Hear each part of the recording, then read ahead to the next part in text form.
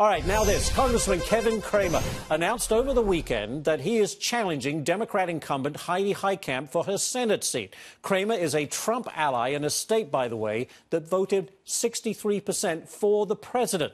Congressman Kevin Cramer joins us now.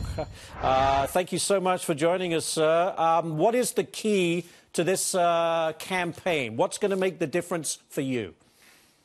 Sure. Well, drawing the distinction, Ashley, between Senator Heitkamp and me, you know, Senator Heitkamp and I won election to Congress on the same day in the same state with the exact same constituency. We both have a record now that's a little over 5 years old in Congress. I'm more than happy to run on my record, and she'll be running from hers. So I'm looking forward to drawing the distinction between somebody who supported repealing and replacing Obamacare with a much more patient-centric, state-centric plan.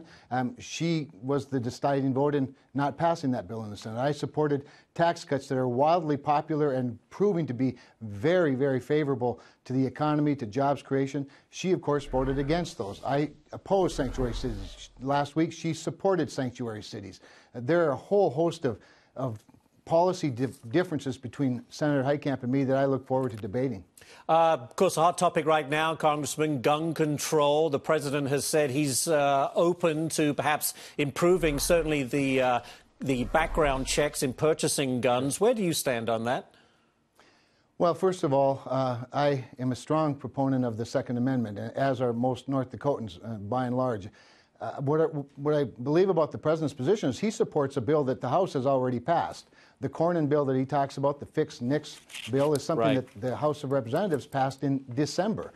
Now, we tied that bill to another bill that provides Second Amendment rights, highlights the fact that states have a patchwork of policies related to conceal and carry. We make that reciprocal, so that law-abiding gun owners can conceal and carry their weapons, while at the same time we beef up the NICS program, the NICS system, and we provide incentives for states and local communities to enforce the laws. That's, frankly, the most recent big shootings that we've seen, certainly in Texas and Charleston and now in Florida. There have been red flags where local and federal law enforcement have largely ignored their own laws. Very quickly, an endorsement from President Trump for you would go a long way based on what we saw in the presidential election and his success in North Dakota. Is that right? Well, no question. I was one of the first members of Congress to endorse him when people thought I was crazy. He has encouraged me over the course of the last couple of years to get in this race. He closed the deal along with many people on his team, along with thousands of North Dakotans, by the way. So we're looking forward to the year. Congressman Kevin Cramer, thank you so much for joining us today. We appreciate it. Looking forward to another opportunity. Thanks, Al.